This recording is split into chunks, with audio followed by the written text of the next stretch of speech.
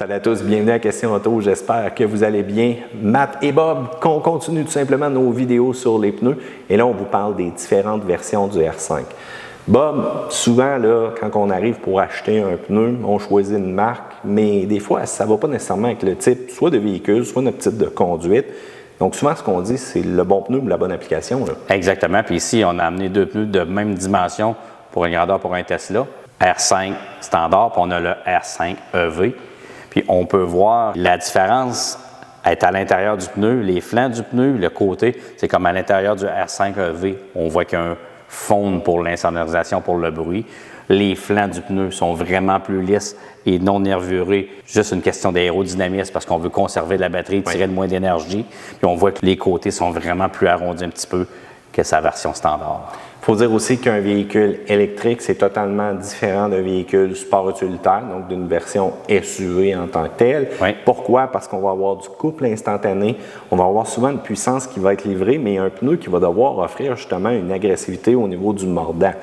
L'autre chose aussi, c'est le poids du véhicule. Exact. Le poids qui joue énormément. Fait que là, justement, au niveau du flanc, déjà en partant avec la différence, ça vient créer tant une meilleure stabilité puis un meilleur confort avec un pneu là, qui est justement destiné au véhicule électrique. Là. Oui, puis ça va faire beaucoup plus de kilométrage parce qu'on sait que le poids, c'est l'ennemi en réalité pour l'usure d'un pneu. Fait que quand on a vraiment le pneu conçu pour la bonne application, ça va durer vraiment plus longtemps. Au niveau du foam à l'intérieur, c'est simple, c'est une question de bruit. Vous le savez, les véhicules électriques, on n'entend pas la motorisation. On veut garder justement ce niveau de confort sonore très bas à l'intérieur du véhicule. C'est pas pour rien.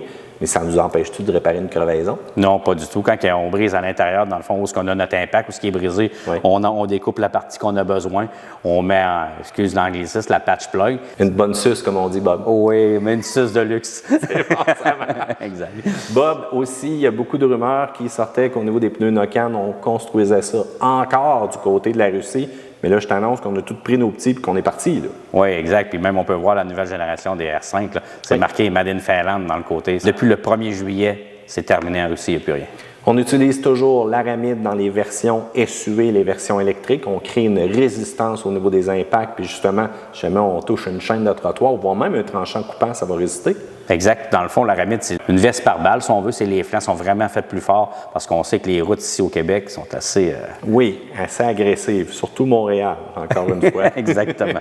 Bob, aussi, quelque chose qui est très avantageux avec Nokian, c'est qu'on est en train de plus en plus de répondre à des certifications très avancées. Même en Europe, les nouveaux tests là, pour avoir le logo, exact. On est déjà rendu là. Oui, exact. Sur ces nouveaux pneus-là, les gens vont pouvoir voir sur le collant qui identifie le pneu. On a le pictogramme avec la montagne, mais on a un nouveau pictogramme, vous regarderez avec la glace. Ça surpasse les normes en Europe présentement. Puis on voit le nombre de décibels que le pneu produit sur l'étiquette sont tous indiqués présentement. Ça, c'est tant mieux. Et en plus, on a vraiment une garantie hasard de route aussi. Donc, si jamais on en brise un, c'est une petite assurance de plus.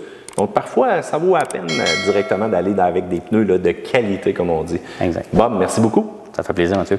Si vous avez des questions, section commentaires, pouce en l'air, abonnez-vous. Salut, bye.